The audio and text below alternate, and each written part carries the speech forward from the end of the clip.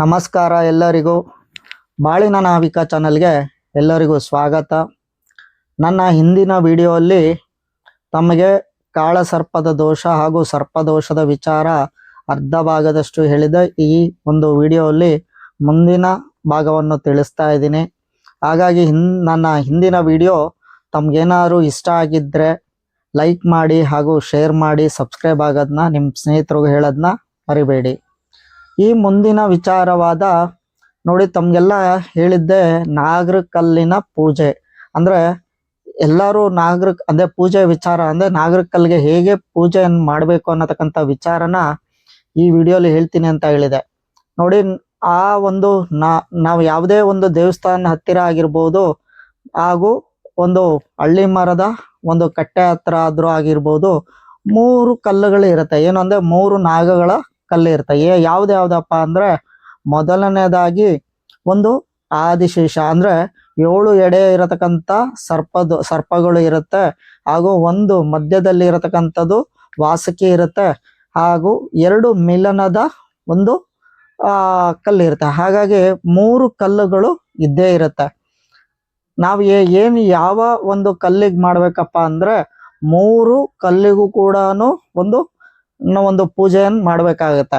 ಈ ಮಿಲನದ ಒಂದು ನಾಗರಕಲ್ಲಿಗೆ ಯಾಕೆ ಮಾಡಬೇಕಪ್ಪ ಅಂದ್ರೆ ಅದರಲ್ಲಿ 7 ಚಕ್ರಗಳು ಇರುತ್ತೆ. ಆ 7 ಚಕ್ರಗಳು ಒಂದು ನಮ್ಮ ಚಕ್ರಗಳನ್ನ ಆಕ್ಟಿವೇಶನ್ ಮಾಡ್ಲಿಕ್ಕೂ ಒಂದು ಹೆಲ್ಪ್ ಆಗುತ್ತೆ.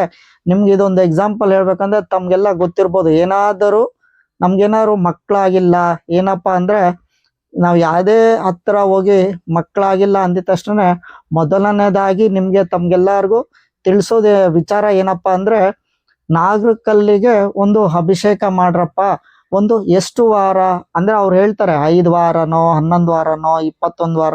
ಆದ್ರೆ ನಮಗೆ ಅದು ಎಷ್ಟು ದಿನಗಳ ಕಾಲ ಅಂದ್ರೆ ಯಾವುದೇ ಒಂದು ವಿಚಾರ ಆಗಿರ್ಬೋದು, ನಮಗೆ ಆ ಒಂದು ಅಭಿವೃದ್ಧಿ ಸ್ಥಾನ ಅಂದ್ರೆ ಇವಾಗ ಏನೋ ಒಂದು ಮಗು ವಿಚಾರ ಬಂದಿದ ತಕ್ಷಣ ಕನ್ಫರ್ಮ್ ಅನ್ನೋದಾಗ್ಬೇಕಾಗುತ್ತೆ. ಅದಾಗಿದ ನಂತರ ಒಂದು ಮಗು ಜನನ ಆಗುವವರೆಗೂ ಕೂಡ ಆ ನಾಗರಕಲ್ಲಿಗೆ ಪೂಜೆ ಮಾಡಲೇಬೇಕಾಗತ್ತೆ. ಆ ಸಮಯದಲ್ಲಿ ಅವ್ರು ಏನ್ ಸಂಕಲ್ಪ ಇಟ್ಕೊಂತಾರೋ ಅದರದ ಮೇಲೆ ಅವರು ಆ ಒಂದು ಫಲವನ್ನ ಸ್ವೀಕಾರ ಮಾಡ್ತಾರೆ. ಹಾಗಾಗಿ ಯಾವುದೇ ಕಾರಣದಲ್ಲೂ ನಾವು 7 ಚಕ್ರಗಳು ಇರತಕ್ಕಂಥ ನಾಗನಿಗೂ ಕೂಡ ಅಂದ್ರೆ 2 ಮಿಲನದ ಅದರಲ್ಲಿ 7 ಚಕ್ರಗಳು ಇರುತ್ತೆ. ಅದಕ್ಕೆ ಅಭಿಷೇಕ ಮಾಡಿದ ಆದರೆ ನಮ್ಮಲ್ಲಿ ಇರತಕ್ಕಂಥ 7 ಚಕ್ರಗಳು ಕೂಡ ಆಕ್ಟಿವೇಶನ್ ಅನ್ನೋದು ಆಗತ್ತೆ.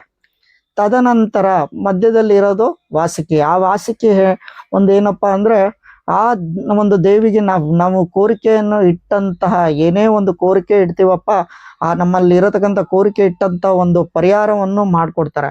ಹಾಗೂ ಕಾಳಿಂಗ ಸರ್ಪ ಯಾವುದೇ ಒಂದು ಸರ್ಪದಲ್ಲಿ ಯಾವುದೇ ಒಂದು ಸರ್ಪದೋಷ ಇರ್ಬೋದು. ಕಾಳ ಸರ್ಪ ದೋಷ ಅಂದ್ರೆ ಒಂದು ರಾಹು ಕೇತುವಿನ ಹೊಟ್ಟೆ ಒಳಗೆ ಎಲ್ಲಾ ಗ್ರಹಗಳು ಬರುವಂಥದ್ದು.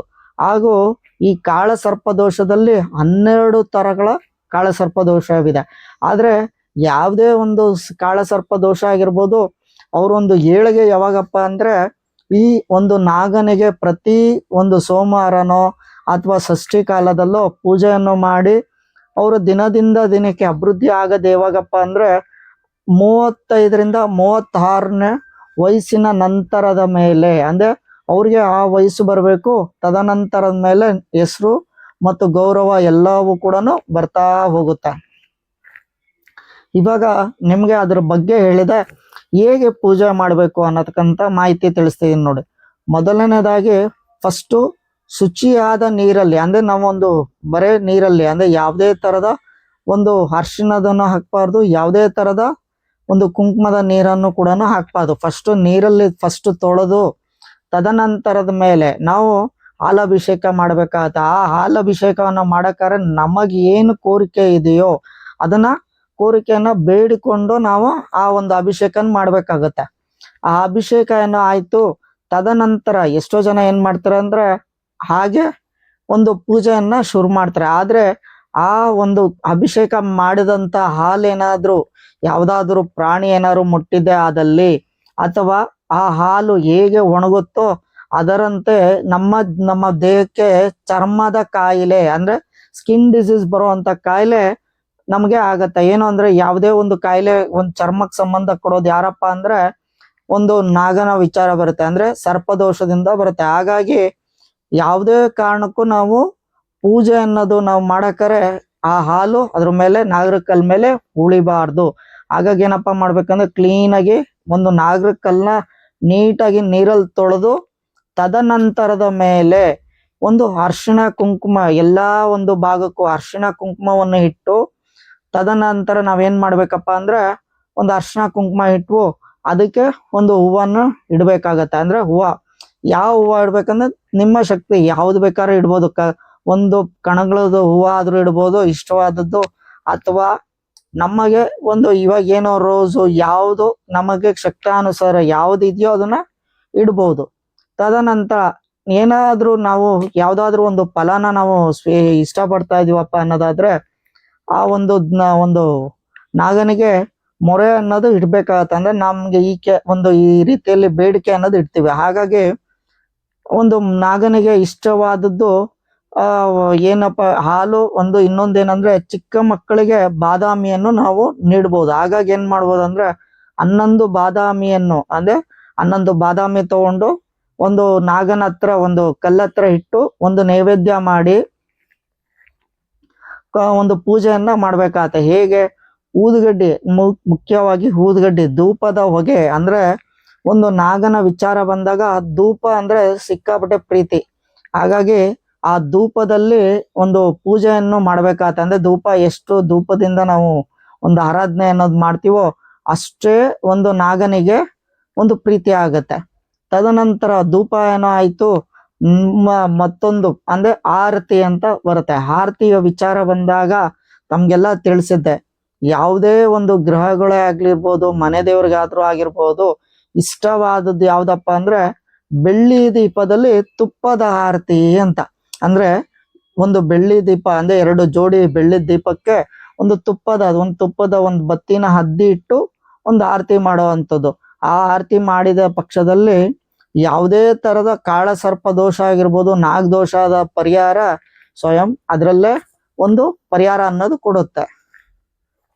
ತದನಂತರ ನೀವು ಇನ್ನೊಂದೇನ್ ಕೆಲಸ ಮಾಡ್ಬೋದಪ್ಪ ಅಂದ್ರೆ, ನನ್ನ ಹತ್ರ ಒಂದು ಬೆಳ್ಳಿ ದೀಪ ಇಲ್ಲ, ನನ್ಗೆ ಆ ಶಕ್ತಿ ಇಲ್ಲ ಅನ್ನೋರಾದ್ರೆ ಒಂದು ಅಕ್ಕಿಯ ಹಿಟ್ಟು ಅಂದ್ರೆ ಅಕ್ಕಿನ ಪೌಡ್ರ್ ಮಾಡ್ಕೊಂಡು ಅದಕ್ಕೆ ಒಂದು ಸ್ವಲ್ಪ ಜೇನುತುಪ್ಪ ಅಥವಾ ಬೆಲ್ಲದಿಂದ ಒಂದು ದೀಪ ಅನ್ನೋದನ್ನ 2 ಜೋಡಿ ದೀಪನ್ ಮಾಡ್ಕೊಂಡು ಅದಕ್ಕೂ ಕೂಡ ಒಂದು ತುಪ್ಪದ ಬತ್ತಿನ ಹದ್ದಿಟ್ಟು ನಾವು ಆರತಿ ಮಾಡ್ಬೋದು. ಈ ಒಂದು ಪಕ್ಷದಲ್ಲಿ ಅಂದ್ರೆ ಈ ಒಂದು ರೀತಿಯಲ್ಲೂ ಕೂಡ ಮಾಡೋದು ಒಂದು ಪಕ್ಷದಲ್ಲೂ ಕೂಡ ನಮ್ಗೆ ಕಾಳ ಸರ್ಪದೋಷ ಹಾಗೂ ಒಂದು ನಾಗನ ಪೂಜೆ ಅಂದ ನಮ್ಗೆ ಆ ಫಲ ದೊರಕುತ್ತೆ. ಆದ್ರೆ ಇನ್ನೊಂದು ತಮ್ಗೆಲ್ಲ ನಾನು ಹಿಂದೆ ತಿಳಿಸಿದೀನಿ, ಈ ಮುನಿಯಪ್ಪ ಅನ್ನೋಂಥದ್ದು ಅಂದ್ರೆ ವರ್ಷಕ್ಕೆ 1 ಸಾರಿ ಅಂದ್ರೆ ಎಷ್ಟೋ ಜನ ಏನಪ್ಪಾ ಮಾಡ್ತಾರೆ ಅಂದ್ರೆ ಮುನಿಯಪ್ಪನ ಪೂಜಾ ಮಾಡ್ತಾರೆ. ಅಂದ್ರೆ ನಾಗನಿಗೆ ಮುನಿಯಪ್ಪ ಅನ್ನತಕ್ಕಂತ ಒಂದು ಮುನಿಯ ದೃಷ್ಟಿಯಿಂದನೂ ಪೂಜಾ ಮಾಡ್ತಾರೆ. ಆ ಏನಾದ್ರೂ ಪೂಜೆಯನ್ನು ನಿನ್ಸಿದೆ ಆದ್ರೂ ಕೂಡ ನಮ್ಮ ಜಾತಕದಲ್ಲಿ ಸರ್ಪದೋಷ, ಕಾಳ ಸರ್ಪದೋಷ ಎಂದು ತೋರಿಸ್ಕೊಡುತ್ತೆ.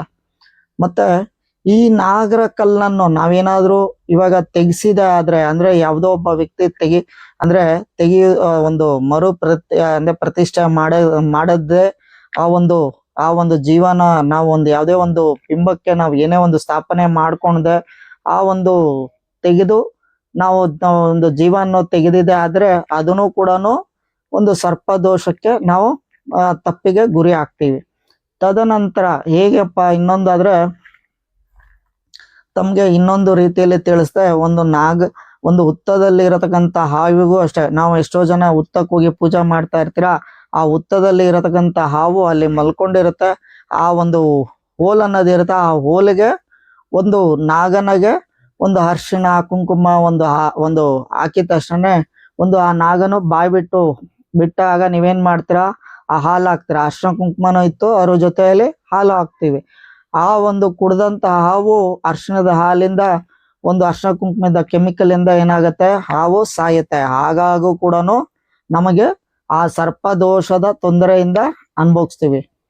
ಹೀಗೆ ನಾವು ಇನ್ನೊಂದೇನಪ್ಪ ಅಂದ್ರೆ ನಮ್ಮ ಹಿರಿಯರು ಪೂಜೆ ಏನೋ ಮಾಡ್ಕೊಂಡ್ ಬಂದಿದ್ದಾರೆ, ಆ ಪದ್ಧತಿಯನ್ನು ಬದಲಾಯಿಸಿದ್ರು ಕೂಡ ನಾಗದೋಷಕ್ಕೆ ಗುರಿ ಆಗ್ತೀವಿ. ಹೀಗೆ ಒಂದೊಂದೇ ರೀತಿಯಲ್ಲಿ. ಮತ್ತೆ ಇನ್ನೊಂದೇನಂದ್ರೆ ನಮ್ಮ ಪೂರ್ವಿಕರು ಏನಪ್ಪಾ ಅಂದ್ರೆ ಹಿಂದಿನ ಕಾಲದಲ್ಲಿ ಒಂದು ನಿಧಿ ಯೋಗ ಅಂತ ಮಾಡೋರು. ಅಂದ್ರೆ ಯಾವುದೇ ಒಂದು ಹಣದ ಸಂಪತ್ತಾಗಿರ್ಬೋದು ಅದನ್ನ ಎಲ್ಲಪ್ಪ ಇಡ್ತಾ ಇದ್ರು ಅಂದ್ರೆ ಯಾವುದೋ ಒಂದು ನಮ್ಮ ಸೊತ್ತಿನ ಜಾಗದಲ್ಲಿ. ಅಂದ್ರೆ ನಮ್ಗೆ ಒಂದು ಜಾಗ ಇದೆ, ಏನಪ್ಪ ಭೂಮಿ ಇದೆ, ಯಾವ ರೀತಿ ಹೊಲನೋ ತೋಟನೋ ಏನೋ ಒಂದಿದೆ, ಆ ಜಾಗದಲ್ಲಿ ಗುಂಡಿ ತೋಡಿ ಒಂದು ಹೂತಿಕ್ತಾ ಇದ್ರು. ಕಾರಣ ಏನಂದ್ರೆ ಮನೆಯಲ್ಲಿ ಇಟ್ಟಿದ್ರೆ ಈ ಕಳ್ಳ ಕಾಕರ ಭಯ ಅನ್ಬಿಟ್ಟು ಏನ್ ಮಾಡ್ತಾ ಇದ್ರು, ಆ ಒಂದು ಗುಂಡಿಗೆ ತೋಡಿ ಅದರಲ್ಲಿ ಒಂದು ಹವನೆ ಮಾಡ್ತಾ ಇದ್ರು. ಅಂದ್ರೆ ಆ ನಾಗನನ್ನು ಪ್ರತಿಷ್ಠೆ ಒಂದು ಮಾಡ್ಕೊಂಡು, ಅಪ್ಪ ನಾಗರಾಜ ನನ್ಗೆ ಯಾವುದೇ ಕಾರಣಕ್ಕೂ ಈ ಸಂಪತ್ತು ನಮ್ಮ ಮನೆಯವ್ರಿಗೆ ಸೇರತಕ್ಕದ್ದಪ್ಪ, ಬೇರೆಯವ್ರಿಗೆ ಯಾರಿಗೂ ಸೇರಬಾರ್ದು ಅನ್ನೋ ಕಾರಣಾಂತರದಲ್ಲಿ ಮಾಡ್ತಾ ಇದ್ರು. ಆದ್ರೆ ಆ ತಪ್ಪು ಕೆಲಸ ಅಂದ್ರೆ ಏನಪ್ಪಾ ಅಂದ್ರೆ ನಮಗೇನಾದರೂ ಆ ಒಂದು ಸೊತ್ತು ನಮ್ಮದಾದರೆ ಮಾತ್ರನೇ ಆ ಒಂದು ಒಡೆಯನಿಗೆ ನಮ್ಗೆ ಸೇರುತ್ತೆ. ಅಂದ್ರೆ ಆ ಒಡೆಯ ನಾವೇ ಆದ್ರೆ ಮಾತ್ರನೇ ಅದಕ್ಕೆ ತಗೊಳ್ಳೋ ಅಂತ ಅಧಿಕಾರ ಇರುತ್ತೆ. ಅದೇನಾದ್ರೂ ತಪ್ಪಿ ಪಕ್ಷದಲ್ಲಿ ಅಂದ್ರೆ ಏನಪ್ಪಾ ಅಂದ್ರೆ ಕೆಲವೊಬ್ರು ಏನ್ ಮಾಡ್ತಾರೆ ಅಂದ್ರೆ ಆ ನಾಗನ ನಿಧಿಗೆ ಹೋಗ್ತಾರೆ, ಆ ನಾಗನ ನಿಧಿಯನ್ನು ಹತ್ಯೆ ಮಾಡಿ ಅದನ್ನ ಒಂದು ಸ್ವೀಕಾರ ಮಾಡಕ್ ಹೋಗ್ತಾರೆ ಆ ನಿಧಿನ ತಗೊಳ್ಲಿಕ್ಕೆ. ಹಾಗೂ ಕೂಡ ನಮಗೆ ಅದರದ ತೊಂದರೆ, ಆ ತೊಂದರೆ ಏನಪ್ಪಾ ಆಗತ್ತೆ ಅಂದ್ರೆ ನಮ್ಮ ಮುಂದಿನ ತಲೆಮಾರಿಗೂ ಕೂಡ ಸರ್ಪದೋಷ ಆಗಿ ಕಾಡುತ್ತೆ.